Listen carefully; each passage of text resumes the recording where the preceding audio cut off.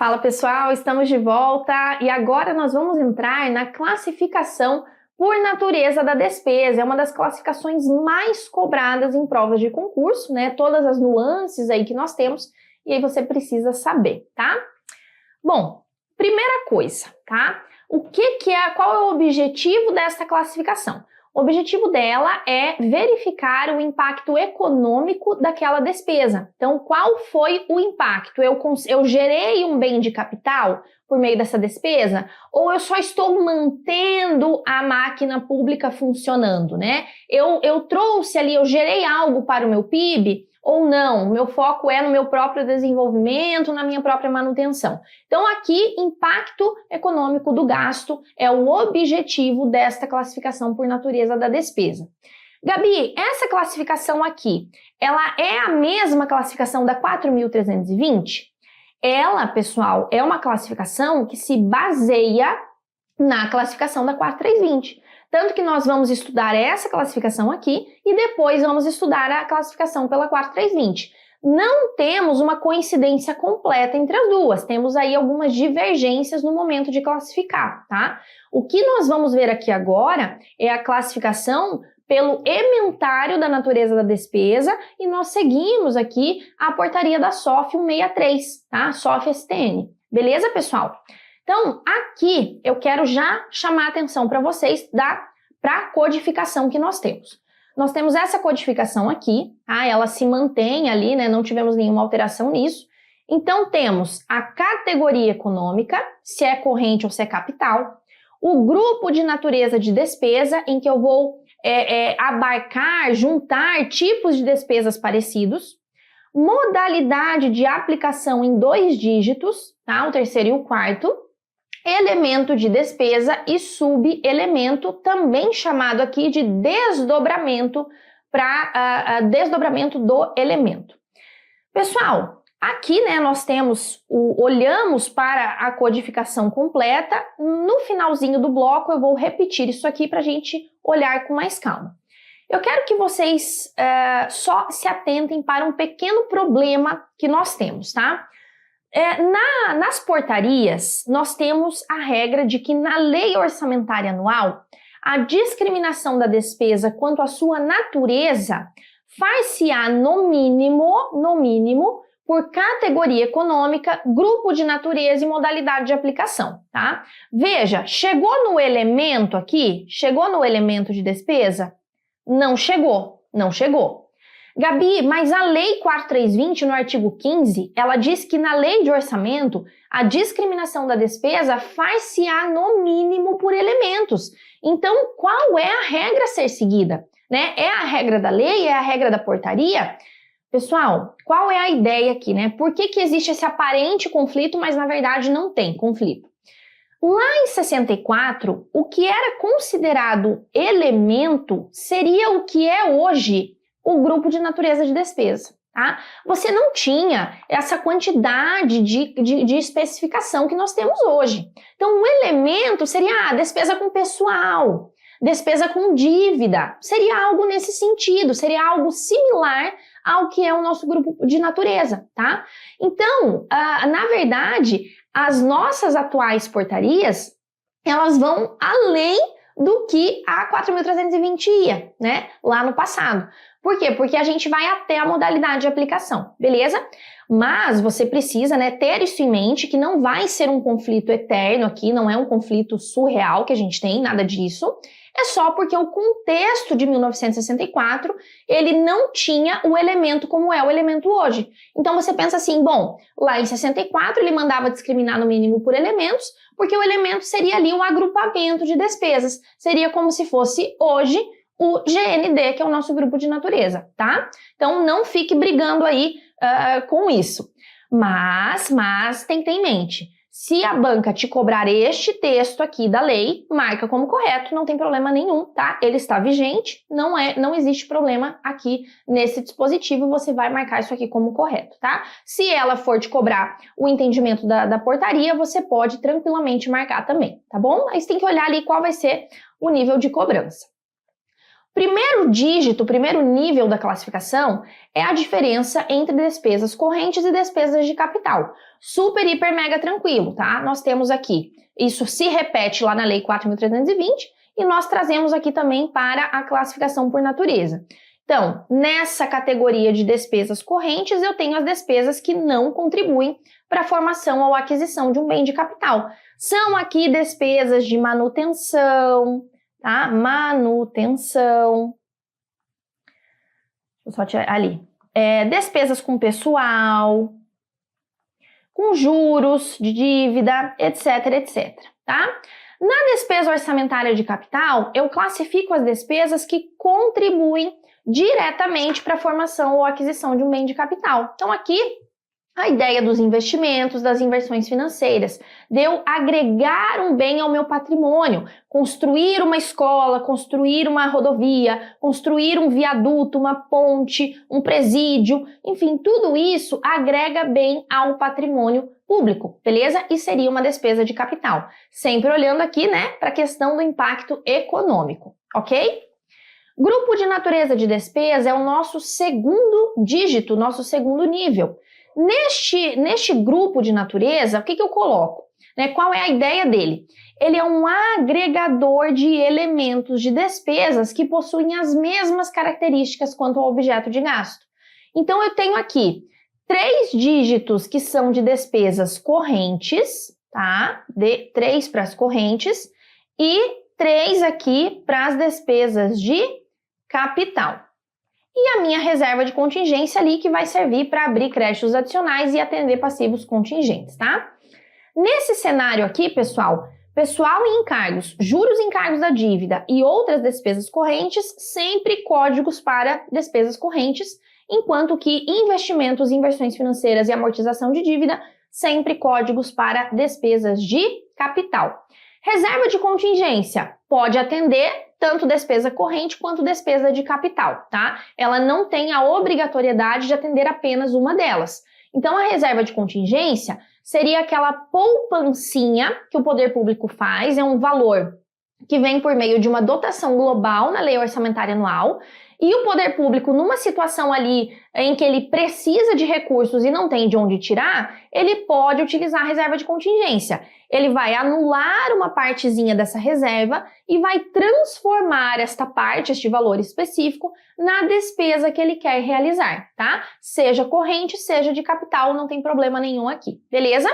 Nós temos, né, um tipo de cobrança em provas no sentido de que a reserva de contingência, ela não é passível de execução direta. Não é passível de execução direta. Isso está correto. Por quê? Porque eu não consigo fazer empenho, liquidação, pagamento na reserva de contingência. Eu preciso anular uma partezinha dela, transformar na despesa que eu quero efetivamente, e aí eu executo aquela despesa que eu transformei, tá? Então, se for cobrado de você que a reserva de contingência não é passível de execução direta, isso está perfeito, beleza? Maravilha. Aqui eu trago para vocês visualizarem o que nós temos dentro dos grupos de natureza de despesa. Então, no grupo pessoal e encargos sociais, eu tenho todas as minhas despesas remuneratórias com o pessoal. Então, seja pessoal ativo, inativo e pensionista, seja mandato eletivo, cargo, função, emprego, membros de poder, tá? Quaisquer tipos de espécies ali remuneratórias, vencimentos, vantagens, subsídios, provento de aposentadoria, reforma, pensão, inclusive, pessoal, adicionais, gratificações, horas extras e vantagens. Tudo isso aí está copia e cola do artigo 18 da LRF, né? Nós temos lá esse mesmo texto com relação a pessoal e encargos sociais. Verbas indenizatórias não estão aqui dentro das nossas despesas com pessoal e encargos sociais, beleza? Apenas as remuneratórias. Juros e encargos da dívida, bem tranquilo também, né? Nós temos aqui as despesas com pagamento de juros, comissões e demais encargos de operações de crédito interno e externas, bem como de dívida pública mobiliária, tá? Lá no bloquinho específico de dívida, nós faremos ali a nossa diferenciação entre as dívidas mobiliárias, dívida consolidada, enfim, né? Então aqui falou entre juros, comissões e encargos, isso está no grupo de natureza juros e encargos da dívida. E nós temos outras despesas correntes, que são despesas com aquisição de material de consumo, diárias, contribuições, subvenções, auxílio alimentação. O auxílio alimentação é verba indenizatória. A diária é verba indenizatória. Então, ela, mesmo que seja pagando para pessoal, relativa à diária de pessoal, auxílio alimentação de pessoal, eu não boto na despesa com pessoal e encargos, porque a despesa com pessoal é formada apenas pelas remuneratórias, tá? Auxílio transporte, despesa indenizatória, além de outras despesas da categoria econômica despesas correntes que não se classificam em pessoal e encargos ou em juros e encargos da dívida, tá? Então eu tenho a expressa menção aqui apenas a pessoal e encargos sociais e juros e encargos da dívida. Todo o restante da despesa corrente eu boto nas outras despesas correntes ali, tá? Maravilha. Grupo de natureza de despesa das despesas de capital. Aqui nós temos investimentos, inversões financeiras e amortização da dívida. É diferente, um pouquinho diferente lá da Lei 4.320. Lá na 4.320 eu tenho investimento, inversão financeira e transferências de capital. Aqui o nome foi trocado, né? Ele não trouxe transferências de capital aqui, ele trouxe amortização da dívida apenas, tá? E aqui, pessoal, nós temos uma diferença bastante grande, tá? Na parte da despesa corrente, nós vamos ver isso no bloco específico. Mas já adiantando para vocês, aqui nós temos esses três grupos: pessoal e encargos, juros e encargos da dívida e outras despesas correntes ali, tá? Lá na nossa Lei 4.320, quais são os meus grupos, né? Que não são chamados de grupos, mas quais são as classificações que eu tenho? Eu tenho a despesa de custeio e as transferências correntes. Então lá é completamente diferente daqui na parte do grupo de natureza, tá? Tem que tomar cuidado com isso. Investimentos, pessoal. Exemplos de investimentos que nós temos: despesas com softwares, com planejamento e execução de obras, inclusive com aquisição de imóveis que são necessários à realização destas obras e com aquisição de instalações, equipamentos e material permanente. Então, normalmente, o que o aluno esquece na hora da prova? Ele esquece que um imóvel que é necessário para realizar uma obra também é um investimento. Ele fala, não, pelo que eu me lembro, o imóvel é inversão financeira. Por quê? Porque a gente tem aqui, né, que a aquisição de imóveis ou de bens de capital já em utilização é uma inversão financeira. Sendo que, se você compra um terreno para construir em cima, ou compra um terreno que tem uma casa, por exemplo, que já estava em utilização, mas você vai botar tudo abaixo para construir alguma coisa em cima, tudo isso é investimento. Você não vai fazer a diferenciação entre inversão financeira e investimento nesse caso, tá? Se você adquire um imóvel que é necessário para construir alguma coisa, tudo está no bolo do investimento ali, tá bom? Outro ponto que a gente esquece na hora da prova: software, tá? Isso aqui normalmente a gente esquece. Instalações e equipamentos também. Então, instalações e equipamentos dá uma vontade de colocar isso na despesa corrente, né? Pelo menos eu tinha essa vontade quando eu estudava. E eu sei que muita gente se confunde. Então, instalação, equipamento e material permanente, sempre nos investimentos, beleza? Inversão financeira, pessoal, aqui nós temos que são despesas orçamentárias com a aquisição de imóveis ou bens de capital que já estão em utilização. Então, nesse cenário aqui, eu não tenho um bem novo, uma construção do zero. É o poder público retirando algo que já está na prateleira ali, né? Desculpa, retirar da prateleira seria um investimento. É o poder público pegando algo da economia que já está em uso, já é de segunda, terceira, quarta mão, tá? Então, quando você compra um carro zero, isso seria um investimento. Quando você compra um apartamento na planta, isso seria um investimento. Quando você compra um apartamento que já foi construído há 20 anos, já foi vendido várias vezes, você é o quinto comprador, isso seria uma inversão financeira, tá? Isso aqui eu tô trazendo um exemplo para nós aqui, né? Você compra um carro que já é lá de 2010, foi passando, você é o 20º dono do carro, inversão financeira. Então, sempre faça esse raciocínio. Se eu estou retirando da prateleira, se ele é algo novo, né, é do zero ali, tá novinho, então isso será investimento. Se já estava em utilização, se o poder público está adquirindo aquilo em segunda, terceira, quarta mão, então isso ali seria uma inversão financeira, tá? A ideia aqui, pessoal, é que o investimento, ele vai incrementar no meu PIB, naquela cadeia de valor ali, de valor agregado do PIB, tá? Porque é algo que foi construído do zero, moveu ali a parte de mão de obra, material, matéria-prima, né? Então, tudo aquilo foi necessário ser movido para que o poder público construísse algo, por exemplo, para que aquilo fosse do zero, né? A inversão financeira, esse processo já aconteceu lá atrás, então não tem incremento no PIB quando existe a inversão financeira, tá? Então essa aí que vai ser a diferença básica entre a inversão financeira e o investimento. Inversão financeira, nós temos então esses imóveis já em utilização, ou bens que sejam móveis, né? Não tem problema aqui. Temos a aquisição de títulos representativos do capital de empresas quando a operação não importe aumento do capital. E temos a constituição ou aumento do capital de empresas aqui como algo geral, tá? Temos um problema bastante grande nessa parte, bastante grande aqui. Vou deixar isso daqui já aí para vocês reservarem num lugarzinho da cabeça, porque a gente vai falar daqui a pouquinho sobre isso novamente, tá? Então, falou em constituição ou aumento do capital de empresas, de acordo com o ementário da natureza da despesa, eu tenho isso nas inversões financeiras e ponto final, tá?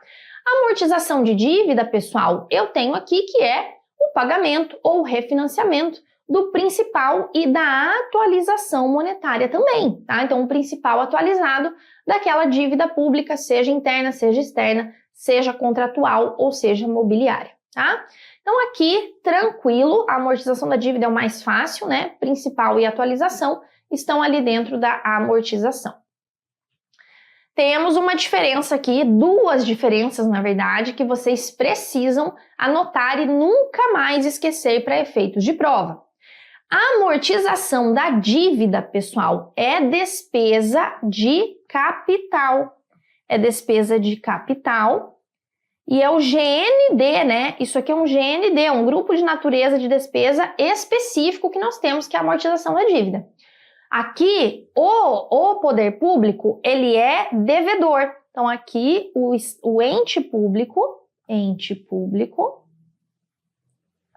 ele está na figura do devedor, ele está pagando a sua dívida.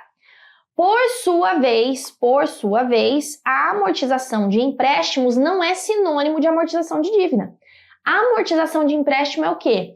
É a origem da receita de capital. É quando o poder público emprestou para alguém e isso está sendo devolvido para ele. Se isso está sendo devolvido para ele, isso entra na amortização de empréstimos. Isso aqui é uma origem, tá? Isso aqui é uma origem da nossa querida e maravilhosa receita de capital. Nesse contexto aqui, o ente público é o quê? Credor, não é devedor, tá? Então tem que tomar um cuidado absurdo com esse tipo aqui de cobrança, porque a amortização de dívida, você tenta lembrar do D, ó. Dívida, D de despesa, D de devedor. Então, lembra disso na hora da prova, não é amortização ali de empréstimos, ok? Outro ponto importante, a amortização do principal da dívida e a amortização dos juros sobre a dívida. Duas classificações diferentes que nós temos. A amortização do principal da dívida é despesa de capital, tá? Despesa de capital. Na Lei 4.320, pessoal, na Lei 4.320, a gente coloca nas transferências de capital, tá? Opa! Nas transferências de capital. Por sua vez, a amortização dos juros é despesa corrente. E na Lei 4.320, a gente tem ela como transferência corrente.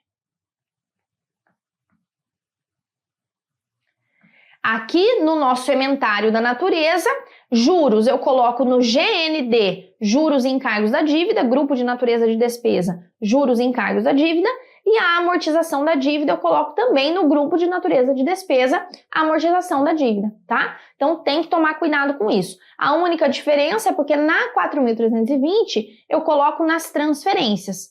Na dívida eu coloco o valor principal na transferência de capital e na corrente ali eu coloco transferência corrente, beleza? Maravilha, isso aqui, gente, esses dois quadrinhos, eles são muito, muito, muito importantes. Muito, muito, muito, tá bom? Modalidade de aplicação, pessoal, seria o nosso terceiro nível, em que nós temos ali o terceiro e o quarto dígitos, tá? Então, eu vou olhar aqui para estes dígitos para entender a modalidade de aplicação. Se aquele órgão, se aquela entidade está aplicando aquele recurso de forma direta ou se é por meio ali de uma transferência, né? Ou houve transferência e outro órgão ou entidade está realizando aquilo, ou se é diretamente o órgão ou entidade detentora daquele crédito, tá? Então, a aplicação de recursos, ela pode ser por meio de transferência financeira, inclusive de descentralização para outros níveis de governo, ou diretamente para entidades privadas e outras instituições. E aqui também pode ser diretamente pela unidade detentora do crédito orçamentário ou por outro órgão ou entidade no âmbito do mesmo nível de governo.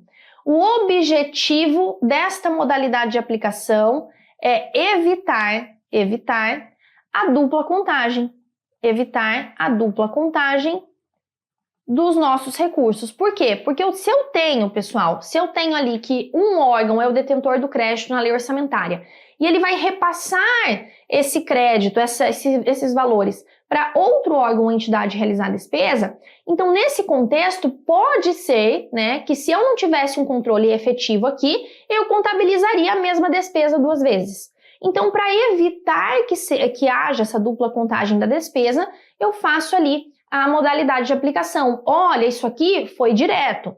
Olha, isso aqui foi por meio de transferência. Na verdade, esse recurso é lá de outro órgão, de outra entidade. Eu fiz por meio de uma transferência. Então, tem que tirar essa despesa de lá, porque quem está fazendo sou eu, né? Então, é essa a ideia aqui, beleza? Eu trouxe aqui para vocês um mero quadrinho. Nós temos esse quadrinho lá no nosso PDF, tá? Então, aqui, só para vocês terem ali exemplos de modalidade de aplicação, né? Temos aqui as transferências à União, o dígito o 20, transferências a estados e DF, transferências a municípios, transferências a instituições sem fins lucrativos, com fins lucrativos. Então, aqui seriam subvenções, né? Transferências a instituições multigovernamentais, transferências ao exterior. E, pessoal, a aplicação direta. Então, a aplicação direta, ela começa ali no dígito 90, tá?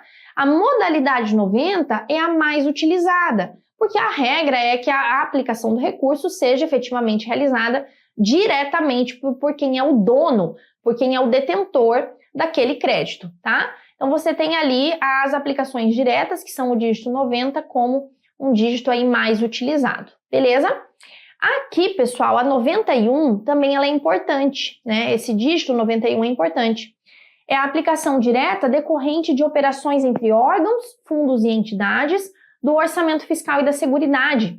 São aqui, pessoal, aquelas despesas intra-orçamentárias, né? Que você tem entre os orçamentos fiscal e da Seguridade Social, movimentação de recurso ali dentro, porque algum outro órgão, alguma ou outra entidade vai realizar aquela despesa, tá? Então, você tem ali que é uma aplicação direta, mas por meio de movimentação ali dentro dos nossos orçamentos, tá? Isso aqui, tanto a 90 quanto a 91, são bastante importantes, beleza? Maravilha. Aqui é um aprofundamento que eu trouxe para nós, tá?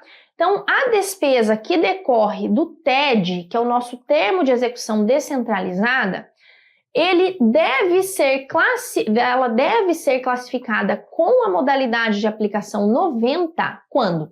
Bom, termo de execução descentralizada, pessoal, vai ser aqui uma delegação de competência. Então, aquele órgão, aquela entidade, aquele ente público, ele vai descentralizar, ele vai delegar a sua competência para realizar alguma despesa para outro órgão, para outra entidade. Pode ser aqui, né, quais seriam os contextos que nós temos?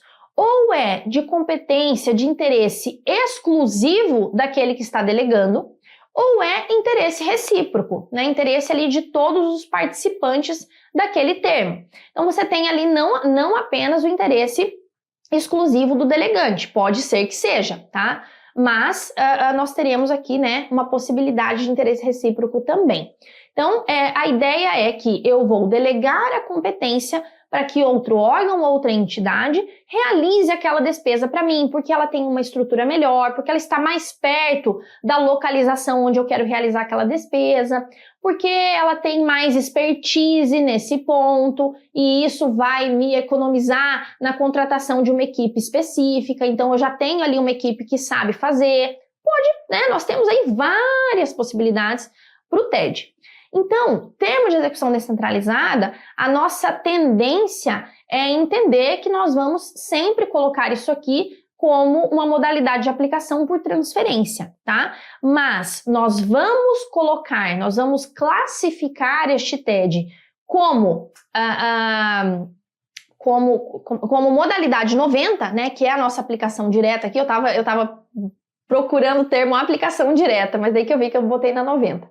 A gente vai classificar na modalidade 90, que é a aplicação direta, quando a finalidade deste TED for a execução de programas, projetos e atividades de interesse recíproco em regime de colaboração mútua, ou quando for execução de atividades específicas pela unidade descentralizada em benefício da unidade descentralizadora. Então, havendo ali essas duas situações, se a banca quiser, né, qualquer banca aqui quiser aprofundar e trabalhar aqui mais com vocês, ela pode cobrar isso na sua prova, tá? E aí resolvi trazer para desencargo de consciência aqui. Então, havendo interesse recíproco e colaboração mútua, eu classifico na modalidade de aplicação 90 esse TED, e se a atividade ela será executada pela unidade descentralizada que recebeu aquele crédito, que recebeu o recurso em benefício da unidade descentralizadora, então também vamos colocar ali na aplicação direta. Beleza? Maravilha. Elemento de despesa, pessoal, aqui a gente obviamente não tem como olhar todos os elementos de despesa, porque nós temos ali um número imenso de elementos de despesa, tá? Mas a finalidade do elemento é identificar o objeto específico do gasto. O grupo de natureza agrega os elementos, agrega os objetos que são parecidos, né? Mas os elementos são ali objetos específicos de gasto. Então, exemplos de elementos que nós temos: vencimentos e vantagens, juros, material de consumo, serviços de terceiros, subvenções sociais, equipamentos, amortização de dívida, material permanente, entre outros, entre muitos outros, tá? Temos duas regras bem importantes, que são essas duas aqui, ó. Primeira delas, é vedado utilizar em projetos e atividades dos elementos de despesa. Ah, não, calma aí. É vedado utilizar em projetos e atividades os elementos de despesas 41, 42 e 43. Por quê, pessoal? Por quê? Porque contribuições, auxílios e subvenções sociais são elementos que estão atrelados a meras transferências de valor. Meras transferências sem nada em troca, sem nenhuma contraprestação em bens ou serviços.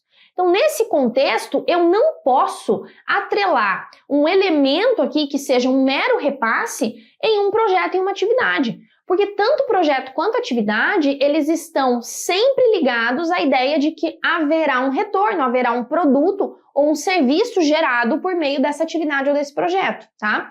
Então, não posso concatenar ali, tá, elementos de despesa quando eles se liguem a projetos e atividades, esses elementos de meras transferências, tá bom? Por sua vez, também não posso utilizar elementos de despesas que são típicos de gastos em operações especiais. Então, operações especiais, amortização de dívida, pagamento de juros, refinanciamento, transferências para estados, DF, municípios, contribuições previdenciárias, né? Tudo isso aí você tem meramente repasses, sem nada em troca. E esses elementos que são típicos de gasto seriam ali vencimentos, seriam material de consumo, serviço de terceiro, que mais que nós temos ali? Obras, instalações, equipamentos. Então, eu não consigo fazer essa mistura. Se eu estou frente a uma operação especial, necessariamente, né, quais seriam ali os meus elementos ligados na operação especial? Elementos de meras transferências, tá? Se eu estou frente a uma despesa que me gera produto, uma atividade, um projeto, então tem que ser elementos ali que geram que demonstram a geração desse produto, a geração desse serviço, tá? Não posso fazer essa mescla aqui nesse sentido, beleza? Se aquele gasto, se é um projeto, se é uma atividade, necessariamente vai me gerar um resultado, então necessariamente na classificação por natureza, eu só posso utilizar elementos que demonstrem esses produtos e esses serviços. Não posso, portanto, utilizar elementos que me gerariam a ideia de uma operação especial, porque a operação especial é meramente repasse de valor sem nada em troca, beleza? Maravilha! Desdobramento facultativo do elemento é aqui o último dígito, ele é o subelemento lá no nosso quadrinho, tá? E ele é um desdobramento facultativo, ele é o único nível que nós temos que é facultativo, os outros, né, são ali obrigatórios. Então, conforme necessidade de registro, aquele órgão, aquela entidade, aquele ente vai fazer ali, né, o desdobramento específico do elemento quando for necessário. Beleza? Maravilha. Aqui nós temos, pessoal, a codificação mais ampla, né, para você dar uma olhadinha aí. Então, nós temos aqui, ó, despesa corrente, dígito 3, tá? É a nossa categoria econômica. Estamos frente aqui a uma despesa com pessoal em encargos, então o grupo é o grupo de natureza. Modalidade de aplicação é a 90, vai ser a aplicação direta que nós teremos aqui. O próprio órgão é o detentor daquele crédito, é o dono da despesa, ele mesmo vai realizar, tá? Qual é o pagamento que nós teremos aqui? Pagamento de vencimento e vantagem fixa com pessoal civil. Isso é o meu elemento de despesa. E neste contexto, neste exemplo específico, eu não tive desdobramento, então coloquei ali 00 porque não desdobrei. Lembrando que ali é um desdobramento facultativo, beleza? Nós temos aqui, né, que tanto o desdobramento da receita, lá na classificação da receita, quanto o desdobramento da despesa nas classificações por natureza, são facultativos. Então, se em algum momento você ficar em dúvida numa questão de prova, você se lembra, se está falando de classificação por natureza, seja da receita, seja da despesa, o desdobramento é sempre facultativo. O desdobramento é sempre facultativo, tá? Vamos então aqui praticar algumas questõezinhas para aplicar o que nós acabamos de ver. FGV 2022, de acordo com a portaria STN 163, a classificação da despesa, segundo a sua natureza, compõe-se de categoria econômica, grupo de natureza de despesa e elemento de despesa. Sobre elas, é correto afirmar que, letra A classificação tem como restrição a presença de dupla contagem dos recursos transferidos ou centralizados. Pessoal, aqui vou falar para vocês. Não entendi o que a banca quis dizer com restrição aqui, tá? Não sei se ela quis dizer, assim, que seria uma desvantagem, né, a presença de dupla contagem. O fato é, nós não temos dupla contagem. Nós temos, inclusive, o nível modalidade de aplicação que é especificamente voltado para evitar a dupla contagem. Então, eu não tenho presença de dupla contagem de recursos transferidos, tá? Então, aqui, letra A, errado. Letra B, a natureza da despesa será complementada por informações financeiras, que são denominadas fontes de aplicação. Pessoal, a natureza será complementada por informações financeiras denominadas fontes de aplicação? Não, nós não temos essa complementação. A complementação da natureza, se for necessário, né, acontecer ali, seria o desdobramento pelo elemento, e a fonte de aplicação, isso está numa classificação específica, que é a fonte de destinação de recursos, tá? Não é uma complementação da classificação por natureza, isso é importante.